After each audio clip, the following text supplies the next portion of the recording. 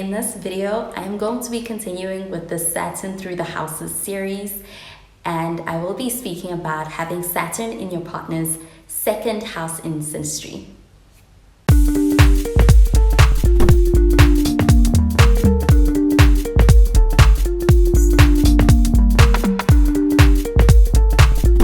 So when someone's Saturn is in your second house, this synastry is going to bring a lot of responsibility and commitment and a lot of structure, especially around things like values and possessions and the finances, and even the self-worth of both of the partners in this relationship is going to be a huge focus. The Saturn person especially could have a sense of duty and a sense of responsibility and seriousness, especially when it comes to things to do with finances, like financial security or financial stability long term. And they could care a lot about having some kind of structure around any kind of shared resources between themselves and the house person. In some way or another, the Saturn person could feel a responsibility to contribute towards the house person's material well-being. And that could be something that causes them to be more cautious or conservative, especially when it comes to approaching financial matters.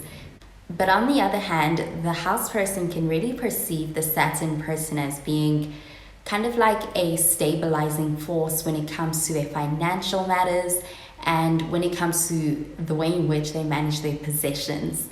And the Saturn person can really inspire the house person to be more responsible and place more of an importance around structure and order when it comes to the way they handle their financial matters or their money and their possessions. Even though at times the house person can also feel the weight of the expectations from the Saturn person to be more careful or more responsible around their spending habits.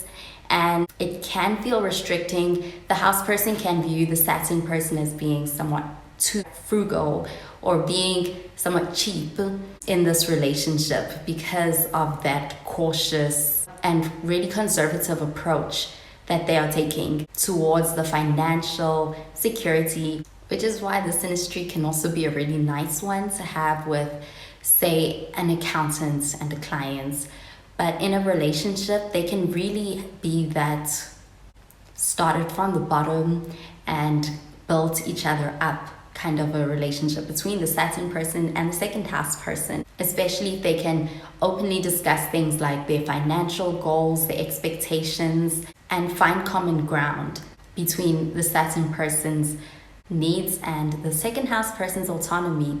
Because more than anything, this relationship could really benefit from communication and also compromise.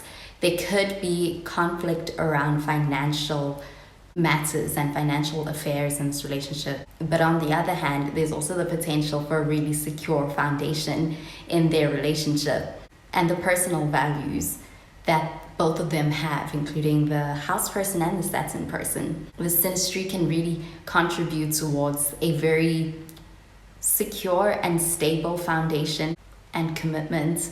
In the positive, when it comes to having this synastry with someone, the Saturn person can actually play a very big role in the financial and material growth of the house person.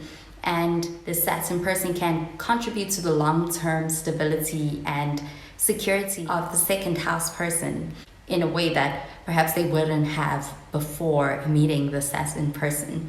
And it can be very beneficial to the second house person in a very practical and even guiding kind of a way. The Saturn person can help and inspire the second house person to get serious about budgeting, saving their money, growing their wealth. And it can be very beneficial, especially in a material sense, for the second house person when it comes to taking these things more seriously and really doubling down on creating a more structured approach and taking action towards that for the future. That's gonna help the second house person to build a more solid foundation themselves, which can coincide with their sense of self-worth. And even the Saturn person can have a sense that this relationship is affecting them when it comes to their sense of self-worth. And that can be a big focus in their relationship or a motivating factor between the way in which they approach things and their dynamic between each other. And especially when their financial goals and their values are aligned, this synastry can really manifest as them being able to have a very constructive support between each other and their shared commitments and their financial responsibility, which will be very beneficial to the relationship, especially in a practical sense. And so to the house person, the Saturn person is very valuable in the material and financial aspects of the house person's life. And there's a strong potential for mutual growth and long-term stability and security with the synastry placement. The Saturn person might come into this relationship with a desire for a commitment, and they want to be able to ensure that both themselves and the house person are on the same page when it comes to the more practical side of things, like the financial matters and the shared resources and their financial goals and their values. And they may invest a lot of time and effort towards these things with the house person. They may be looking for more routine and structure and a well-defined plan for the future with the second house person. So they could have concerns about the second house person not having that same desire for structure as the second house person, being irresponsible or having a lack of commitment towards them. And so it is possible for the Saturn person to come off as being controlling towards the second house person, and their communication may be centered around those kind of expectations, and there could be a need for them to have a balance in their connection to avoid this feeling of dependency on the Saturn person from the second house person and feelings of being stifled by the Saturn person and their expectations.